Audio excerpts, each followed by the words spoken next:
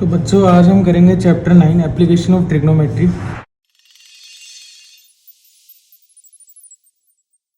सबसे पहली चीज़ है line of site. Line of site line of site होती है जब आप सीधे खड़े हो। यहाँ पे ये एक मैन खड़ा है, ठीक है। ये जब बिल्कुल सीधा दिखेगा बिना अपना मुंह ऊपर या बिना मुंह नीचे करे, तो जो सीधी लाइन, जो हॉरिजॉन्टल लाइन बनेगी, जो पैरेलल होगी ग्राउंड के, उस लाइन को आप बोलते हो लाइन ऑफ साइट। क्या बोलते हैं? Line of site. और ये जो लाइन ऑफ साइट है, अगर आपको किसी चीज़ को देखने के लिए मुंह अपना ऊपर करना पड़े, मतलब फॉर एग्जांपल अगर यहाँ पे एक बड़ा सा बिल्डिंग हो या एक टावर हो, फॉर एग्जांपल यहाँ पे एक टावर है जैसे बहुत बड़ा सा यहाँ तक, तो आपको इस टावर को देखने के लिए मुंह ऊपर करना पड़ेगा। तो जिस एंगल पे आप मुंह को ऊपर करोगे, जो भी एंगल बनेगा, इस एंगल को हम बोलते हैं एंगल ऑफ एलिवेशन। क्या बोलते हैं? Angle of elevation. And for example आप खुद मान लीजिए किसी बिल्डिंग के ऊपर खड़े हैं, आप खुद किसी बिल्डिंग के ऊपर खड़े हैं, और ये जो टावर लगा हुआ था एक बिल्डिंग के ऊपर ही लगा हुआ था, किसी और बिल्डिंग के ऊपर लगा हुआ था। ये नीचे यहाँ पे कोई खड़ा हुआ है, ठीक है, वो आपको हाई कर रहा है। तो आप उसे देखने के लिए मुझे बताओ, सिर को नीचे करोगे कि ऊपर करोगे?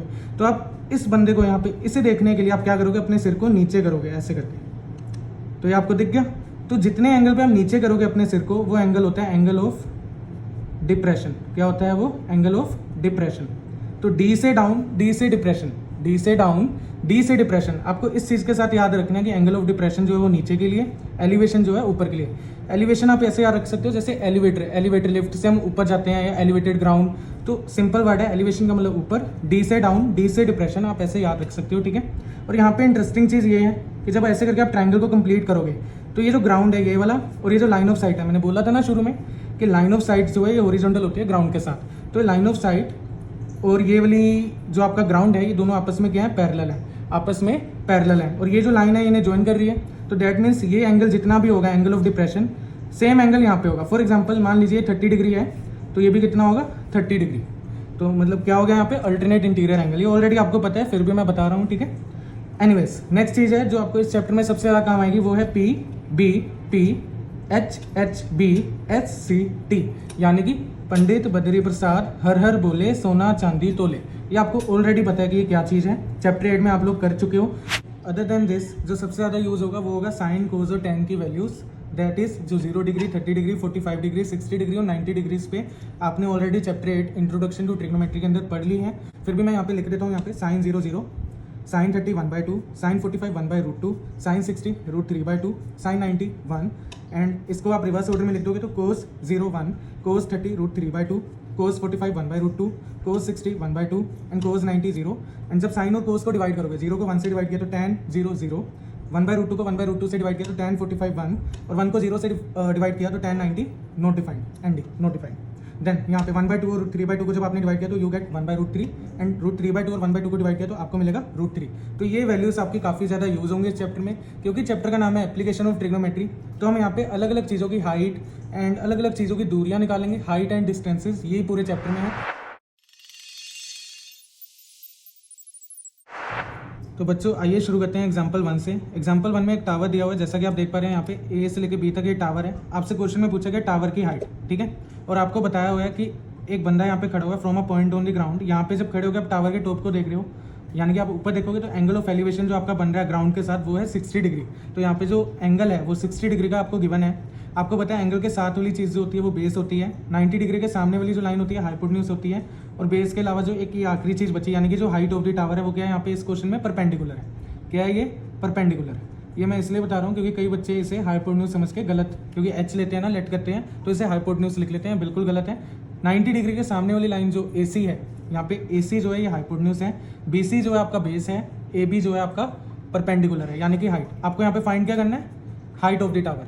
अब क्वेश्चन को एक बार मैं रीड कर देता हूँ। A tower stand vertically on the ground from a point on the ground which is 15 metre away from the foot of the tower. ये जो टावर का फुट है, यहाँ से ये जो पॉइंट है 15 मीटर अवे है, and the angle of elevation of the top of the tower is found to be 60 degree. Find the height of the tower.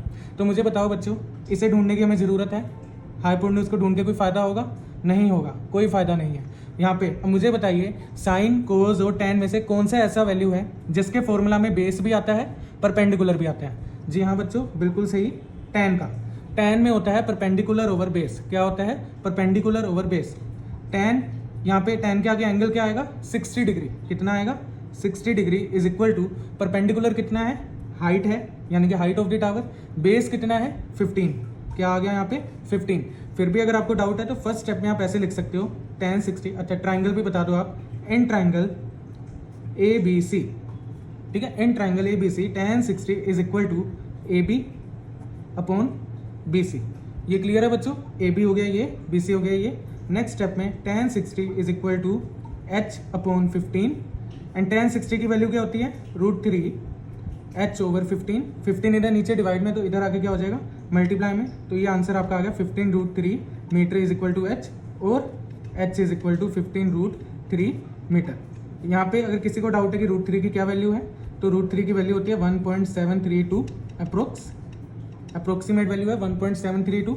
अगर आप लोग चाहो तो पुट कर सकते हो, बट एनसीईआरटी के हिसाब से अगर हम चलें तो यहाँ पे हमें √3 की वैल्यू पुट करने की ज़रूरत नहीं है। एग्जाम्पल टू में बच्चों दिया हुआ है एक इलेक्ट्रिक पोल है, इलेक्ट्रिक पोल यानी कि बिजली का खंभा, ये एडी है, एडी की जो लेंथ दी हुई है 5 मीटर दी हुई है टोटल। 5 मीटर में से इसमें कहा गया कि एक इलेक्ट्रिशियन है, ये जो चीज़ आप देख रहे हो बीसी, ये एक सीढ़ी है, ये एक लैडर है, लैडर इलेक्ट्रिशियन ने लगाई, और उसे जो लैडर लगानी है ना वो 1.3 मीटर बिलो लगानी है, या तारे यहाँ पे है ना बिजली की, तो उसे यहाँ थोड़ी चढ़ना है, पोल को वो ठीक कैसे करेगा, वो यहाँ से कर रहे हैं, तो कितना नीचे है 1.3 मीटर नीचे। तो अगर ये टोटल 5 है, 5 में से 1.3 को आप हटा दोगे तो ये जो BD लेंथ है, ये BD ये कितनी होगी 5 माइनस 1.3 दैट इज 3.7 मीटर। कितनी होगी ये 3.7 मीटर। एंगल ऑफ एलिवेशन आपको दिया हुआ है 60 डिग्री, मतलब जो लैडर का एंगल है, ये बुक में डायग्राम दिया हुआ है। बच्चों आपको फाइंड करने को कहा गया है कि ये जो लैडर है BC, इसकी क्या लेंथ है, मतलब कैसी लैडर, किस लेंथ की लैडर होनी चाहिए कि यहाँ का एंगल 60 डिग्री बने और यहाँ पे वो 1.3 मीटर बिलो यानी कि 3.7 मीटर की ऊंचाई तक पहुँच जाए। तो आपसे एक BC की लेंथ पूछी है, एंड अदर देन दिस आपसे ये भी पूछा है कि वो जो पोल है उसके फुट से वो कितनी दूर प्लेस करी जाए, ताकि एंगल 60 बन जाए, ठीक है। तो आपसे एक तो ये पूछा है, BC को हम ले लेते हैं h, height of the ladder या लेंथ ऑफ द लैडर, और CD को आप ले लो x, क्या ले लो x। तो आप ये चीज़ें शो भी कर सकते हो, let length of the ladder is equal to h metre, metre में है, ठीक है, तो मीटर लिखना जरूरी है, m लिख देना आप, ठीक है, and let CD is equal to x metre, ठीक है। तो ये जो आपने लेट किया आप बता भी दोगे, आप डायग्राम में शो भी कर दोगे। तो बच्चों फिर से मुझे बताओ, राइट एंगल ट्रायंगल यहाँ पे कौन सा दिख रहा है आपको। सबसे पहला काम है ट्रायंगल ढूंढना, BCD। तो यहाँ पे जो ट्रायंगल BCD है आपका, ट्रायंगल BCD ये आपका राइट एंगल ट्रायंगल है, ठीक है बच्चों। तो BCD आपका राइट एंगल ट्रायंगल है, और यहाँ पे एंगल जो दिया हुआ है एंगल ऑफ एलिवेशन 60 डिग्री है। BD की लेंथ आपको ऑलरेडी पता है यानी कि परपेंडिकुलर, CD आपको ढूंढना है, तो ठीक है, tan 60 is equal to perpendicular है आपका BD, बेस है आपका CD, ठीक है। tan 60 होता है √3, BD है आपका 3.7 और CD है आपका x आपका इधर आ जाएगा, √3 आपका नीचे आ जाएगा। और क्वेश्चन में दिया हुआ है आपको बिल्कुल एंड में, आप पढ़ लीजिए बुक के अंदर कि √3 को आपको क्या लेना है 1.73, √3 को आपको क्या लेना है 1.73। I hope it is visible to you. √3 को आपको लेना है 1.73। तो जैसे आप 1.73 √3 को लेंगे तो आपके पास जो वैल्यू आ जाएगी CD की यानी कि x की, वो अप्रोक्सीमेट वैल्यू आ जाएगी 2.14 मीटर जब आप इन दोनों को डिवाइड करेंगे, ठीक है। तो ये आपका आ गया x, यानी कि आप जो CD है उसे यहाँ से 2.14 मीटर की दूरी पे प्लेस करोगे, ठीक है जी। ये आपका x आ गया यानी कि CD आ गया आपका, एक चीज़ आपकी पूरी होगी। अब दूसरी चीज़ के लिए ट्राइंगल तो बच्चों एक ही दिख रहा है ना हमें BCD, तो फिर से लिखोगे इन ट्राइंगल BCD। अब आपको क्या फाइंड करना है, अब आपको ये h फाइंड करना है। तो ये तो हाइपोटेन्यूज है बच्चों, BC क्या है हाइपोटेन्यूज। तो अब आपके पास दो ऑप्शन है, या तो साइन का फॉर्मूला लगा दो या कोस का फॉर्मूला लगा दो। मैं क्यों ऐसा बोल रहा हूँ, क्योंकि बच्चों अभी हमने x फाइंड कर लिया यहाँ पे। अब x हमने जब फाइंड कर ही लिया है तो आप चाहो तो कोस वाला फॉर्मूला भी लगा सकते हो, आप चाहो तो साइन वाला भी लगा सकते हो। अभी हम क्या लगाएंगे, sine 60 is equal to perpendicular over hypotenuse यानी कि BD ओवर BC, यानी कि BD का मतलब क्या है 3.7, BC का मतलब क्या है h। साइन 60 की बच्चों क्या वैल्यू होती है √3/2 और BD की वैल्यू 3.7 है, और h यहाँ आ गया। h को आप इधर ले होगे, √3 नीचे आ जाएगा, 2 इधर आपका ऊपर आ जाएगा। तो h की वैल्यू आ गई 3.7 डिवाइडेड बाई √3 इंटू 2। यहाँ पे जब आप √3 की वैल्यू डाल दोगे, कितनी वैल्यू डाल दोगे 1.73, देन आपको आपका जो BC है BC आपको मिल जाएगा, यानी कि लैडर की जो लेंथ है वो मिल जाएगी, जो है अप्रोक्सीमेटली 4.28 मीटर। तो यहाँ पे आपका एग्जाम्पल 2 पूरा हुआ। आई होप आपको समझ आया। फिर भी किसी बच्चे को डाउट है तो आप नीचे कमेंट कर सकते हो, मैं आपका डाउट क्लियर कर दूंगा। बाकी मेरा कॉन्टैक्ट नंबर आपको स्क्रीन पे शो हो रहा है, आप व्हाट्सएप पे भी मुझसे डाउट पूछ सकते हो, ठीक है। अपनी क्वेरी, अपना नेम सेंड करके अपनी क्वेरी मुझे भेज सकते हो, ठीक है। स्क्रीनशॉट वीडियो का लेके आप भेज देना, मैं आपकी क्वेरी सोल्व कर दूंगा, ठीक है। तो आइए बच्चों करते हैं एग्जाम्पल 3। एग्जाम्पल 3 में दिया हुआ एक ऑब्जर्वर जिसकी खुद की हाइट 1.5 मीटर है। जैसे आप भी 10th क्लास में, तो आप सबकी भी हाइट इसके नियर अबाउट होती है 1.5, 1.6, 1.7 मीटर। तो आप समझ लीजिए आप यहाँ पे खड़े हो, ठीक है। सीढ़ी जो है ये आप हो, आप बच्चे हो, ठीक है। तो आप क्या कर रहे हो, आप यहाँ पे खड़े हो और आप यहाँ से एक टावर की टॉप को देख रहे हो, ठीक है। तो एंगल कितना बन रहा है आपका, एंगल ऑफ एलिवेशन कितना आ गया 45 डिग्री। और आपको ये भी बताया गया है कि आप टावर से कितना दूर खड़े हो, आप टावर से 28.5 मीटर दूर खड़े हो, ठीक है। बट मुझे बताओ बच्चों, क्या आपकी खुद की हाइट भी जो यहाँ पे जो राइट एंगल ट्रायंगल है वो कौन सा बन रहा है, AED, इन ट्रायंगल AED। तो जब आप ये ट्रायंगल लोगे, मुझे बताओ बच्चों, कोई बच्चा यहाँ पे ABC तो नहीं बोलेगा, मत बोलना ऐसा, क्योंकि एंगल आपको यहाँ से दिया हुआ है। क्यों ऐसा क्यों दिया उन्होंने, क्योंकि जो भी हम लोग हैं, हमारी आइस कहाँ पे होती हैं, हमारी आइस होती है यहाँ पे बिल्कुल फोरहेड के पास में। तो नियर अबाउट हमारी आइस बिल्कुल टॉप पे होती है। तो यहाँ पे आइस कहाँ पे बच्चे की, डी पे। तो मुंह कहाँ पे हो रहा है उसका, मुंह यहाँ से हिल रहा है, वो यहाँ से ऊपर दिखेगा, ऐसे करके, ऐसे था वो ऐसे करेगा, ठीक है, ऊपर दिखेगा यहाँ पे। तो हमने यहाँ से काउंट करना है। तो ये जो बच्चे की हाइट है 1.5 मीटर, जितनी यहाँ होगी उतनी ही यहाँ होगी। तो आप मान लो कि जो चिमनी है यहाँ पे, जो AB चिमनी दी है, आपसे AB की हाइट पूछी है, ठीक है, चिमनी की हाइट पूछी है आपसे, तो इसे आपने H ले लिया, ठीक है। पर आपको फाइंड क्या करोगे, जब आप ट्रायंगल AED लोगे तो आप AE फाइंड करोगे। पहले क्या फाइंड करोगे, AE फाइंड करोगे। तो height of the chimney is equal to, height of chimney is equal to H metre is equal to AE plus EB, ठीक है, AE प्लस EB। तो यहां से क्या आ गया, H is equal to AE plus 1.5। तो ठीक है बच्चों, ये आपकी फाइनल रिजल्ट आएगा यहाँ पे। तो मतलब आपको AE फाइंड अगर आपने कर लिया, कहाँ से फाइंड करोगे, in right angle triangle AED से। जैसे आप AE फाइंड करोगे, यहाँ पे पुट कर दोगे, उसमें 1.5 ऐड करोगे, that is your height of chimney, ठीक है। तो in right angle triangle AED, मुझे बताओ बच्चों, BC जो है 28.5 है, तो ED भी कितना होगा, 28.5 होगा। ED भी कितना होगा, 28.5 होगा। तो बेस आपको पता लग गया, परपेंडिकुलर आपको निकालना है, तो मतलब आप एंगल कौन सा लोगे, tan का लोगे। tan 45 is equal to, perpendicular है AE, बेस है आपका DE। तो tan 45 की वैल्यू 1 होती है। AE को आप AE रहने दो और DE को आप क्या लिख लो, 28.5 लिख लो। 28.5 इधर डिवाइड हो रहा है, इधर आके मल्टीप्लाई हो जाएगा। 28.5 इज इक्वल टू AE। तो AE आ गया आपका 28.5 क्या, मीटर। बहुत जरूरी है बच्चों, मीटर लिखना कंपलसरी है, नहीं तो नंबर फालतू में कटेगा, दुख होगा आपको भी और मुझे भी, ठीक है। तो यहाँ पे H आपका आ गया 28.5 प्लस 1.5, दैट इज 30 मीटर। कितना आ गया बच्चों, 30 मीटर। ये आपकी आ गई हाइट ऑफ चिमनी। तो आइए बच्चों करते हैं एग्जाम्पल 4। एग्जाम्पल 4 में आपको दिया हुआ कि एक बिल्डिंग है, एक बिल्डिंग के ऊपर एक फ्लैग लगा हुआ है, ठीक है। बिल्डिंग की जो हाइट है 10 मीटर आपको दी हुई है। फ्लैग की हाइट आपसे पूछी है, क्वेश्चन मार्क मैंने लगा दिया। और एक पॉइंट P है, P से A की दूरी भी आपसे पूछी है, क्वेश्चन मार्क लगा दिया।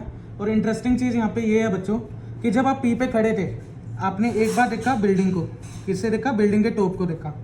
मुझे बताओ, बिल्डिंग के टॉप को देखने के लिए आप ज्यादा ऊपर देखोगे या फ्लैग को देखने के लिए आप ज्यादा ऊपर देखोगे, तो ज्यादा सिर ऊपर आप करोगे फ्लैग को देखने के लिए, ठीक है। तो ये वाला एंगल आपको दिया हुआ है 30 डिग्री। कितना दिया हुआ है ये, 30 डिग्री। मतलब जब आप बिल्डिंग को देख रहे हो या फ्लैग के बॉटम को देख रहे हो, तो एंगल आपको दिया हुआ है 30 डिग्री। एंड जब आप टॉप ऑफ द फ्लैग को देख रहे हो, बिल्कुल यहाँ पे, तो ये जो एंगल बन रहा है, ये ग्राउंड के साथ जो ये वाला एंगल बन रहा है, ये बन रहा है आपका 45 डिग्री, ये वाला पूरा वाला, ठीक है। तो यहाँ पे बच्चों आपके दो राइट एंगल ट्रायंगल बनेंगे। पहले आप एक ले लो, फिर आप दूसरा ले लो, ठीक है। मैं यहाँ पे बच्चों को यही सलाह दूंगा कि आप टेंशन मत लो। यहाँ पे इस केस में आप पहले तो लिख लो कि आपको फाइंड क्या करना है। तो यहाँ पे आप लिख लो टू फाइंड BD और AP। AP भी फाइंड करना है और BD भी फाइंड करना है। यहाँ पे मुझे खुद बताओ बच्चों, अगर आपने AD फाइंड कर लिया, अगर आपने AD फाइंड कर लिया, AD कहाँ से फाइंड होगा, जब आप ट्राइंगल लोगे APD, APD से आपने AD फाइंड कर लिया, तो AD में से 10 माइनस कर देना, 10 माइनस कर देना, तो आपको ये वाली चीज मिल जाएगी जो क्वेश्चन मार्क लगाया हुआ है। जो भी ये टोटल आप फाइंड करोगे, ऑब्वियसली ये बच्चों 10 से बड़ा आएगा।